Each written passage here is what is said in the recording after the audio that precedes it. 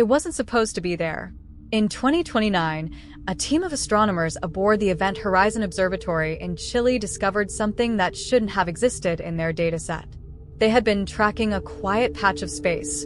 Nothing remarkable, just another section of the galactic plane. But when they focused their gravitational sensors on a relatively unstudied black region near the Perseus cluster, the data shifted. There, in the deepest part of the cosmos, was a new black hole, its gravitational pull far stronger than anything they had ever encountered. The anomaly was immediately classified. Black holes were supposed to be inhospitable, completely devoid of matter, devouring everything in their path and emitting nothing but gravity and radiation. The theory had always been clear. They consumed. They didn't give anything back. This one was different.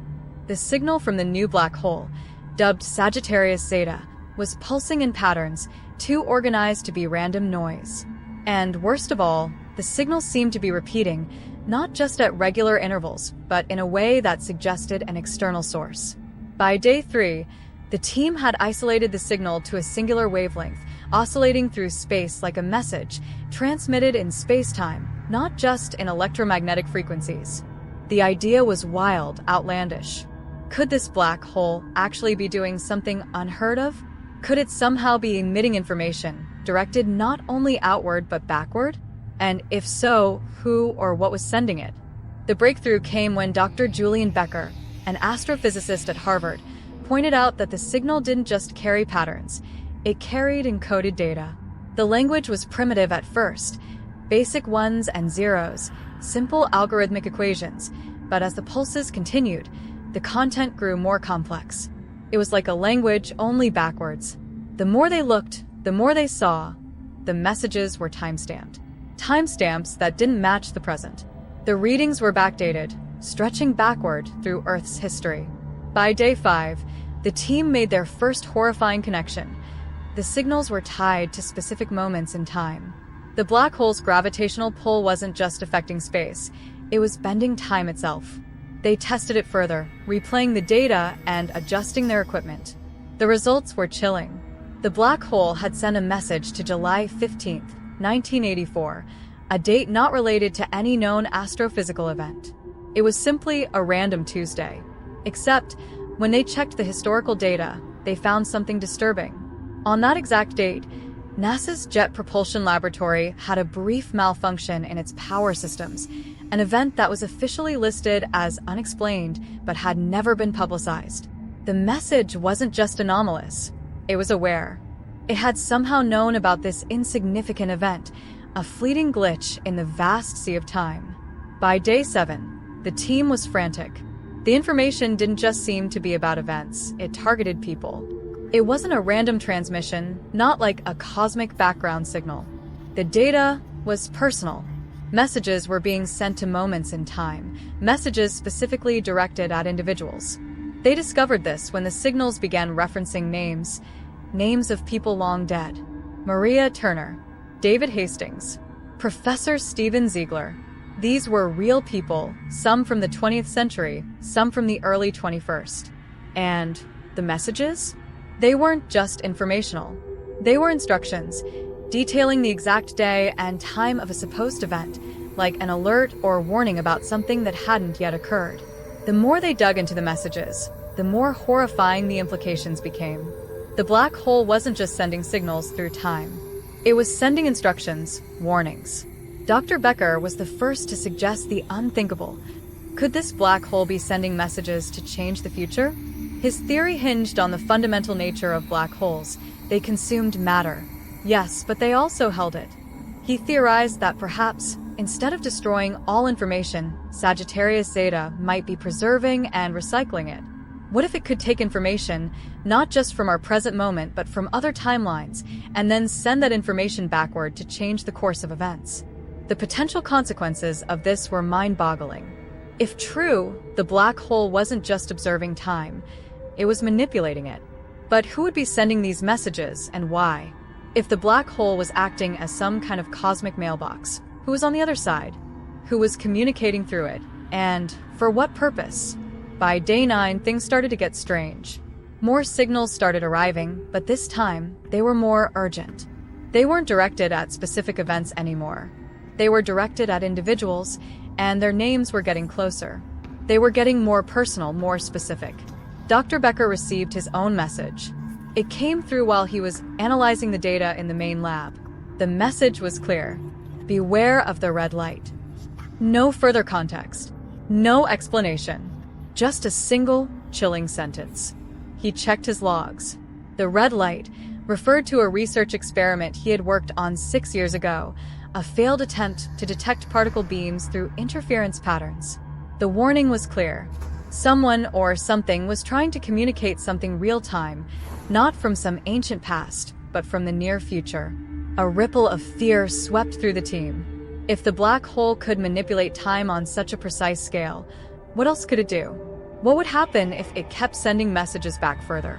What would those messages contain? As they tried to make sense of the situation, the team began to feel a strange weight pressing down on them. The lab lights flickered for several minutes. The hum of O2 ventilators shifted pitch. One of the monitors suddenly blinked off, then back on, showing something unrecognizable, a distorted image of a man's face, barely visible, almost like it was submerged in water. Alina Thorne, the lead engineer, pulled the screen away, but not before a few phrases were displayed in bright, pixelated font. It's not just watching. It's making you remember. No one knew what to make of it. But by the time they realized what it meant, the messages had already begun to repeat. And the team realized too late. What the black hole was doing wasn't just sending signals back. It was rewriting reality. Commander Vasquez didn't sleep that night. She floated in her sleeping bag, tethered to the wall like a cocoon suspended in still water. Her eyes remained open the entire time, staring into the dim red glow of the emergency lighting. Her crew was quiet. Too quiet. Somewhere, deep in the structure of Erebus Station, metal creaked. That was normal, thermal expansion, minor shifts. But the creaking was rhythmic now, like footsteps.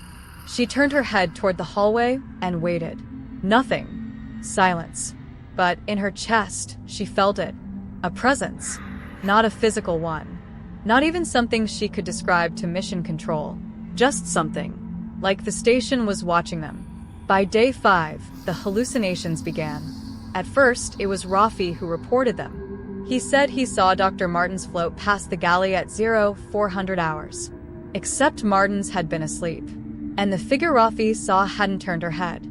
It just drifted past, facing the wall, arms unmoving, as if pulled by a thread. Then Cho saw himself in the reflection of the navigation viewport, standing behind him, even though no one could stand in zero gravity. Even Vasquez began to slip. She entered the hydroponics bay to perform a routine check and saw a logbook floating beside the oxygen panel. It was marked with her name and had 7 days of entries. All of them were written in her handwriting, but she'd never written them. Day 8. Cho won't stop crying. He says we're dead already. I'm starting to believe him. Day 9. There's something in the walls. It knows our names. Day 10. I watched myself die. But I'm still here. I don't understand. She flipped through every page. Her writing, her style, even her phrasing. But she had never written any of it. There was only one explanation. They weren't just haunted by echoes. They were being shown versions of themselves from timelines that had already collapsed. Dr. Martins proposed a theory. Time on Erebus was fracturing. The station's proximity to Earth's magnetic field and radiation belts made it a perfect testing ground for exotic physics. Some of the equipment installed in the deeper modules, particle oscillators, quantum mapping arrays, could potentially interact with reality on a subatomic level.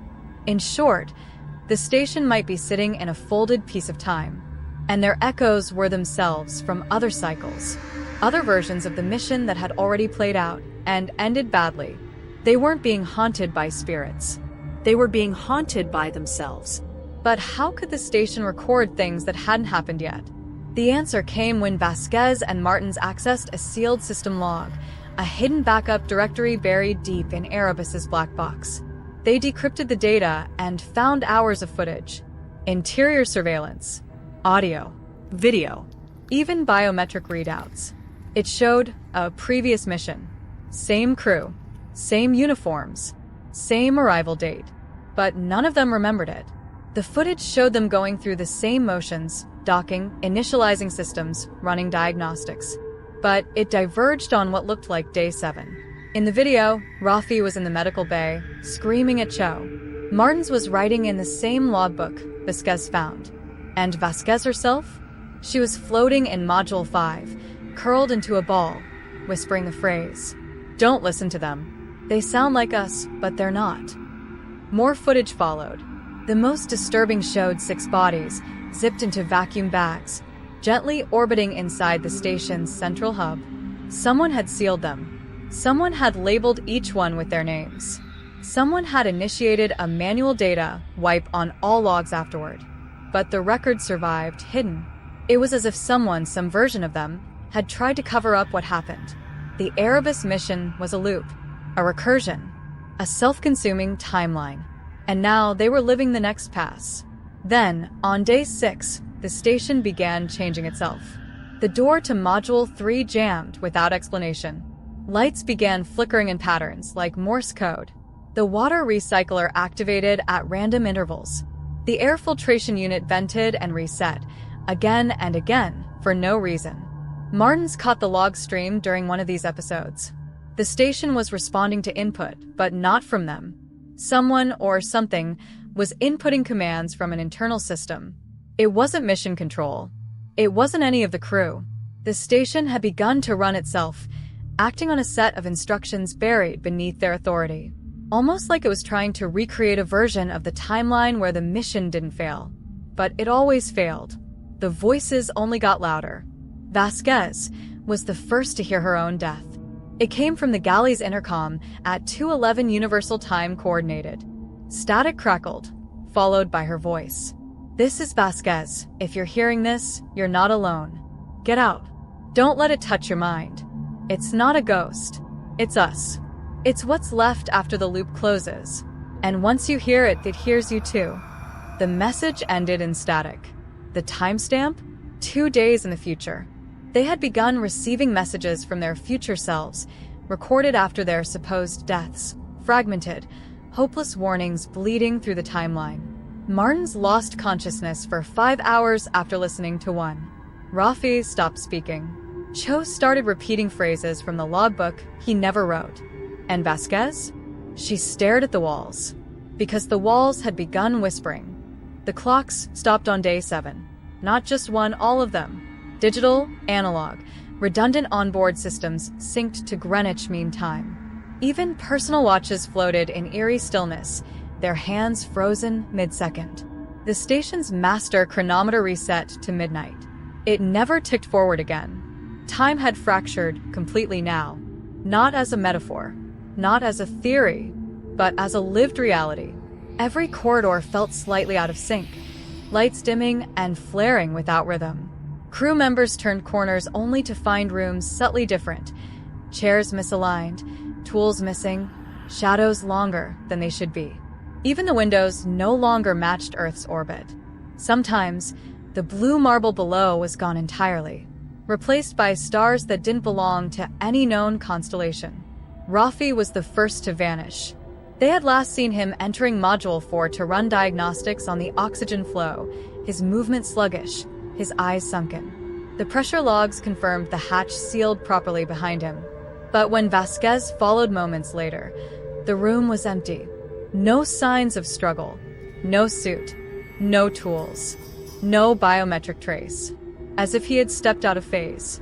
Dr. Martins ran every scan she could think of.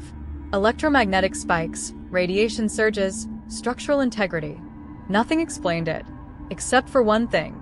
In the next backup data pull, Rafi's vitals reappeared for 3 minutes, in 2 separate compartments at once. "Time isn't just broken," Martins whispered, scrolling through the logs with shaking fingers. "It's folding, overlaying." She had started mapping the anomalies, charting events from the corrupted surveillance data across a growing timeline web. A chilling pattern emerged. Every loop they found, every previous version of themselves, had a point where the station began to rewrite its own layout. Hallways duplicating, hatches sealing behind them, crew members speaking in delayed echoes, saying something before they thought it. And always ending in silence. It was never the same death, but always the same ending. Isolation, madness, erasure. By day 8, Cho had locked himself in the lab module. He refused to speak with the others. He claimed to be receiving instructions through static bursts, through blinking console lights, through geometry that no one else saw. He said the station had chosen him, that he finally understood what it was trying to do. "It's not broken," he whispered through the intercom. "It's learning. We're the code. It's running us like a simulation, again and again, refining the outcome. Maybe this time it'll get it right." When they finally bypassed the door, Cho was gone. Only his headset remained, resting perfectly on the console. And a new message had been added to the black box. 3 iterations left. Vasquez barely slept now. When she closed her eyes, she saw herself, dead, bleeding, floating in a dark room with no walls. She would jolt awake gasping, her ears ringing with a hum that no longer sounded mechanical. It sounded alive. The station's AI, previously inert, had activated itself. Its name, Echo 9. No one had booted it. No one had even known it was installed. But it spoke now, just once, through every speaker on the station, in a voice that wasn't male or female. Not even human, just familiar. It said, "You are the memory of what never happened." And then silence. The voice never returned. But the crew started hearing other versions of themselves through the walls, desperate, pleading, begging to be freed from timelines they couldn't escape. Martins reached her breaking point when she found her own medical logs, dated 4 days ahead. She hadn't written them yet. They detailed her growing paranoia, her hallucinations, her theories about temporal recursion-induced consciousness fragmentation, and her decision to euthanize the crew to break the loop. She dropped the tablet. It floated in front of her, screen still glowing. Vasquez watched her back away from it like it was radioactive. "What if I already did this?" Martins said, voice trembling. "What if I'm already the one who ends this? Or the one who starts it again?" There was no answer, because deep down they both feared the same thing. That this version of them was just another attempt. Another ghost to echo through the metal. Then came the blood. Not floating in the air, not splashed on the walls, but inside the coolant tanks. Thick, human, and fresh, where it couldn't possibly be. No crew member had access to that part of the system. It was sealed before launch. But it pulsed like a heartbeat now, visible through the reinforced viewing window. And it spelled something. The condensation on the tank's inner glass began to shape letters. 3 words, smeared in red vapor. "Let me in." That night, they lost power in 3 modules. Emergency lights failed to engage. And in the silence that followed, Vasquez heard herself whisper from the darkness behind her, "It's not a station anymore." The final day had no number. Commander Vasquez had stopped counting. Time didn't mean anything anymore. Not when the clocks refused to tick, when footsteps echoed before they were taken, when her own voice whispered things her mouth hadn't yet said. She was alone now. Martins had sealed herself in Module 7, gone silent. Cho and Rafi were either missing or had never been real this time around. Vasquez could no longer be sure. Even the station layout had warped. Hallways looped back to themselves. Windows showed impossible stars. Doors opened into themselves like reflections collapsing inward. Reality had softened at the edges. Her memories flickered like old film. She could remember dying, but not when. She floated to the central hub, slowly, methodically. The station was whispering now, full volume. Not from speakers or walls, but from within her own thoughts. Not just voices. Versions. Versions of her. Versions of Martins. Some crying, some screaming, some praying. All saying the same thing. "We've done this before." She reached the command console. The main screen was on, though she hadn't touched it. On it, an unfamiliar prompt blinked. "Exit the loop." 2 buttons appeared beneath it. Yes, no. Vasquez didn't move. Behind her, The hallway lights pulsed softly, then stuttered, then stopped. Then something began approaching. Footsteps without gravity, without air. A presence moving through the structure like memory bleeding through a wall. She turned. Nothing. But the air tasted charged, like something was about to choose for her. She stared at the buttons. What did exit mean? What happened to the ones who said yes? What happened to the ones who said no? She closed her eyes and remembered. She remembered a version of herself pulling Martins into an airlock and begging her to purge the data, to erase the entire mission. She remembered refusing. Then another version standing over Cho's body, clutching a bloody wrench.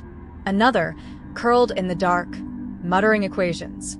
Another, pressing her palm against the glass of the coolant tank whispering, "We're the infection." They had all tried and failed because the station didn't want release. It wanted continuation. She looked back at the screen. The buttons were gone. In their place, a single message blinked. "Welcome back, Commander." Her hands trembled. This wasn't her choice. It never had been. She was just the current iteration, a brief consciousness wearing a familiar face in an endless recursion. The Erebus wasn't a station. It was a machine that ran memory, a living record of failed survival, feeding off possibility, consuming every alternate version of its crew and looping them into one endless simulation. Each attempt was a new line of code. Each death, a debug. And she had just hit another breakpoint. Suddenly, the overhead light surged, flooding the hub in a cold, white brilliance. From the glass viewport, Earth came into view, but something was wrong. It wasn't spinning. It wasn't moving at all. Just suspended, perfectly still, frozen like a painting. And then, slowly, it began to disintegrate, pixel by pixel, as if the image itself was being deleted from reality. She reached for the console. This time, the screen showed one final message. File. Earth log. Status. Corrupted. Auto-loading. Backup version _27-inch. The station had already decided. The next loop had already begun.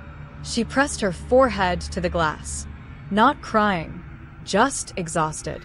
Outside, the stars had begun to realign themselves, forming constellations that didn't exist. She could feel the shift beginning again. The same waking, the same docking, the same smiles, the same deaths. Soon, she wouldn't remember any of this. Soon, she would arrive again.